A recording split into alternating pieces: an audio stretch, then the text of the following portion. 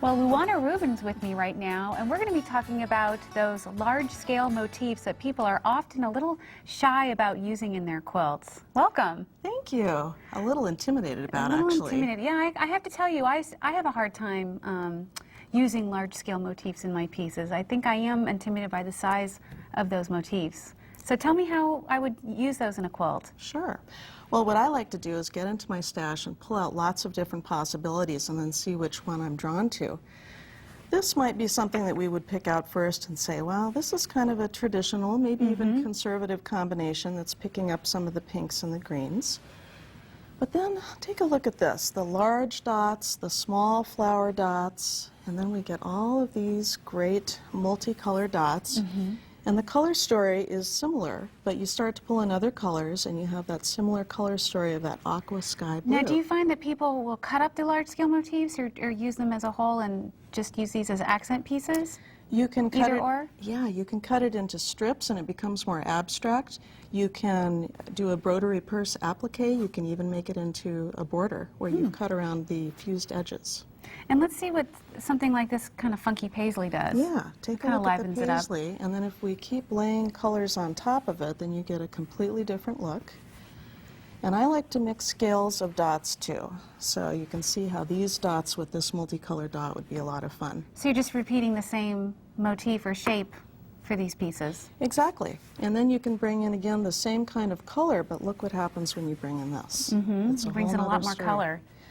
And I think combining dots and stripes together with large scale is just so fresh and that's so cool. And it makes people smile. It's a lot of fun. I like that too. And then this is my last possible combination here with this large scale.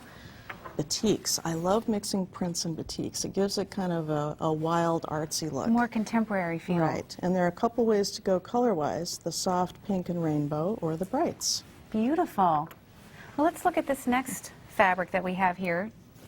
This is another great large-scale fabric with very unexpected color combinations.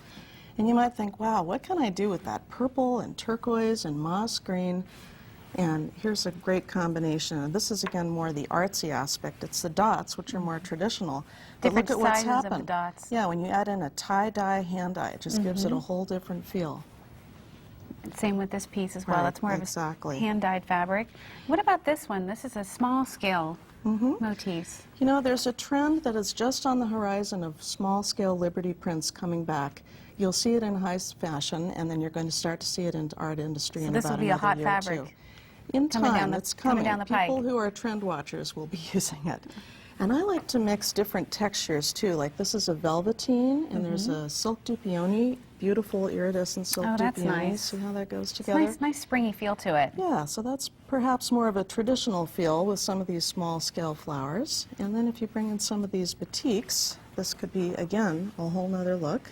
And I love this because this piece actually is a batik version of this print. I think so. You know, when I picked this out, I thought it's pretty much the same thing. This is something I love working with batiks. That would be really, really lovely. And these are sun-stenciled hand-eye batiks. Beautiful pieces. Let's take a look at another color story here. I adore swirls, black and white fabrics and Me too. swirls. My stash is growing and growing and growing. Good. Well, here are some ideas to work with that.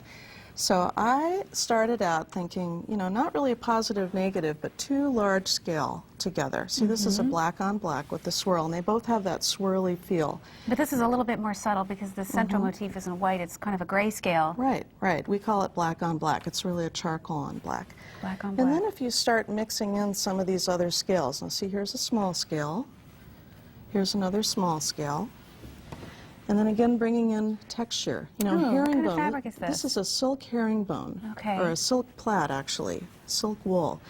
And it just, you know, brings in something a little different, a little metallic. And then if you wanted a punch of color, here we're kind of getting into another possibility. Look what happens when you lay that on top of those. Very nice. There's just another possibility. Oh, I love this fabric. Now check this out. When you bring this in, this stripe, this is kind of picking up the colors of the metallic. It's got the black, and then it goes into the gold. And then you can stretch that out just a little bit further like that. Very beautiful. And then, again, just one more look. And these are Large two scale. large-scale print fabrics. Right. Gorgeous. Well, let's take a look at this one right here. These right. are, if we put juxtaposed two large scale fabrics Right. together. Let's open them up a little bit because they're really large scale. And again, there are two different ways we can go, kind of a soft and a hard color combination. And look at how this batik, again, picks up those colors. Just unifies them both. Exactly. And as you start to lay things down, I mean, this color, you might not originally pick that out, but when you start to lay them down, it starts to make a little bit more sense. Oh, this is gorgeous. I am very much attracted to hot pink and orange, so this is a quilt that I would make. And purple makes it pop. And then that last little group there, which can also go with these. Oh, And again, that's more of look a at what soft the yellow group. does. And it just is a completely different feeling.